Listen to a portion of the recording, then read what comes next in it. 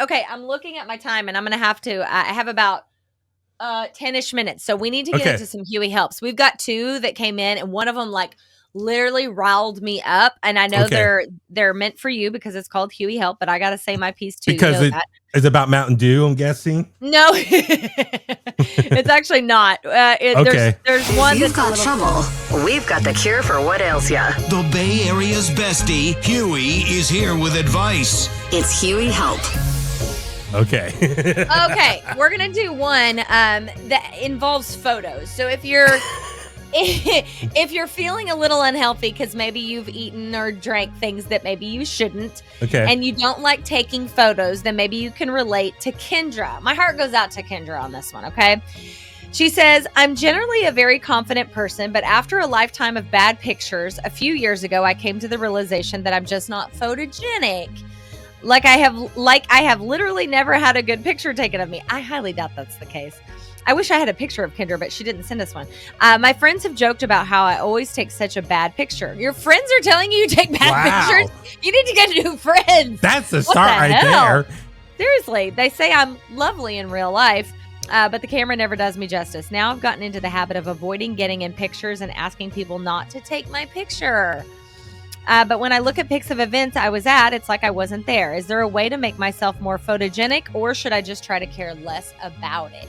Okay, so Chas, as you know, I'm a male model, so I have like perfect answers for this one. Yes. Okay, one, you got to just find just one pose. Adapt one pose that you could just do by yourself that you can do for every photo. For anyone who knows me, or if you just look on social media, follow me at BabyHugh83 on Instagram. If you look at all my photos, I have the same pose over and over. Strike your pose. Do it right now. What's your pose? Okay, so if it's like selfie mode, okay, well, actually I'm holding my webcam. So because you have great arms for selfies. Yeah. So yeah, there's a lot of my selfies look like this. I'm holding it. Yes. And so you got Yep. So you're above.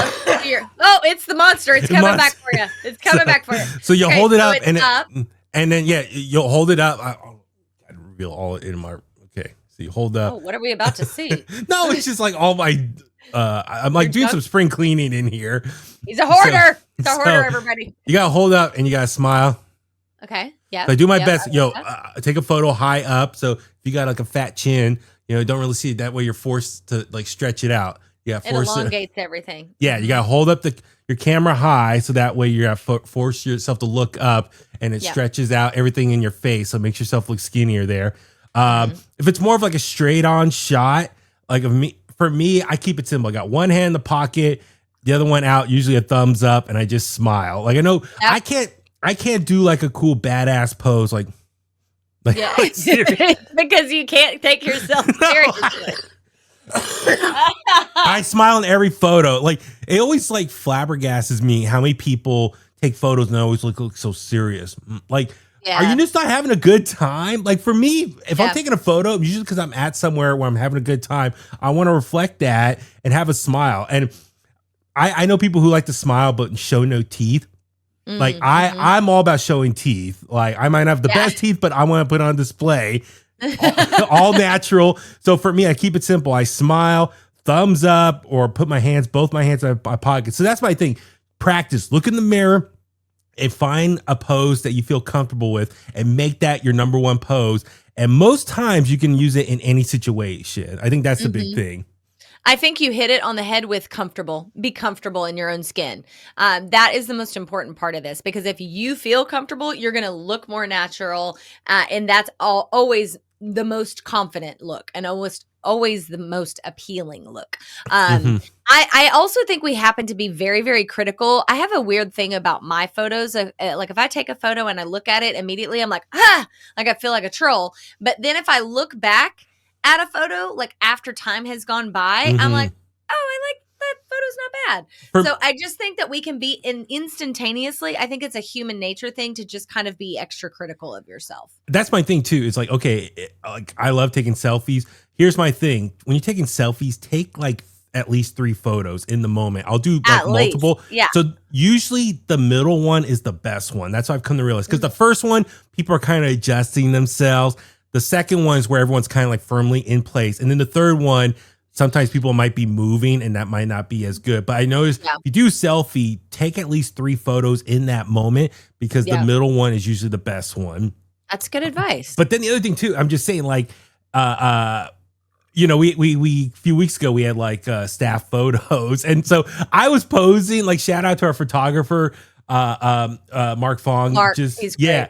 He was telling me how to pose in different ways. I was not used to like moving my body, so it just felt a little awkward. But I have like my go-to pose, and I think those might be the best ones. I have to go through the photos and pick out the best ones, but. Anyway, just find again, one that goes back to the point of comfortability and confidence. And like, you know, how many people we know they take photos, but they hold their camera outward right in front of them and they expect everyone to gang up around them. No, if you're the person taking the photo, be on the end, have one arm out, and that way it looks more comfortable. People who try to take a photo, like just stick their arms out right in front of them. Because you're crunching everything. And you're like this, and then you got everyone around you. No, it's just not that. Sorry, if you're listening to the audio version of this, you need to watch the video version on YouTube to see what we're talking about. Absolutely. But Kendra, truly, like, darling, I would say your last question, should I try to care less? I would say, don't be so critical on yourself. I'm sure that they're not that bad, but also know your angles, you know, practice taking photos of yourself, find that comfortable position and use that, and you'll be golden. Okay. This is kind of serious. And this is the one that I felt like really riled me up. It's from Trey. Okay. Trey. Cool. He said, I'm not cool. Well, I don't think so. He says I'm 29, a little older or a little younger than Trey. Cool. And I've spent most of my life feeling like I'm never going to amount to much. I didn't do well in school. I've bounced from job to job. I've never really stuck with anything long enough to be proud of it. But deep down, I want to be better, more disciplined, more reliable, someone people admire and think that he's got his stuff together. I just have no idea where to start. Every time I try to improve myself, I feel like I'm fighting against who I've always been. How do you actually become a better person when you've spent your whole life feeling like a loser? Wow. I mean, definitely it starts mentally. I think that's the big thing. It's like finding confidence in yourself. And listen, we talked about this before. I think it was it last week, the week before, like a parent was concerned about their kid, like changing their habits of what they're into every few weeks. And you and I both talked about it. I think sometimes it takes a while to figure out what you're into. And it's perfectly fine to be a late bloomer. No one's going to figure out what they want to do in life or what they're into right away from day one. Sometimes people are late bloomers. It takes a year or two, a few years, whatever the case may be, to figure out what you want. So with this guy in particular, it sounds it's all mental at first. It's a mental thing. There's a mental roadblock he's dealing with that he needs to break through, figure that out. Maybe start with some self-help stuff. Like I think there's a lot of resources online. Like hell, just Google self-help books, videos, tapes. I mean, you can go on YouTube and find different, videos about it. I mean, some of it you might have to pay for. There might be some free stuff online, or maybe there's a ton of free stuff. This is the world of which I live in. And content, and how many content creators are self-help gurus? So I think that's the first thing. It's like getting through that mental block that you are better than what you think you are. And that's the first step. Yeah. Oh, I think Trey has a attitude problem. This is going to sound really, really harsh. And I say this from the deepest part of my soul, Trey, with all love and respect, brother, you got an attitude problem. If you start every day waking up thinking that you're a loser, how do you think that day is going to be? Mm-hmm. You have started by trying to convince yourself that you're not a loser. There's no way you are off to the races and on the right foot if you think that you are a failure or a loser. You really have to, there's so many things that you could do. I would say, number one, you need to give yourself a real pep talk. And you say in here, you want to be a better person, then do it.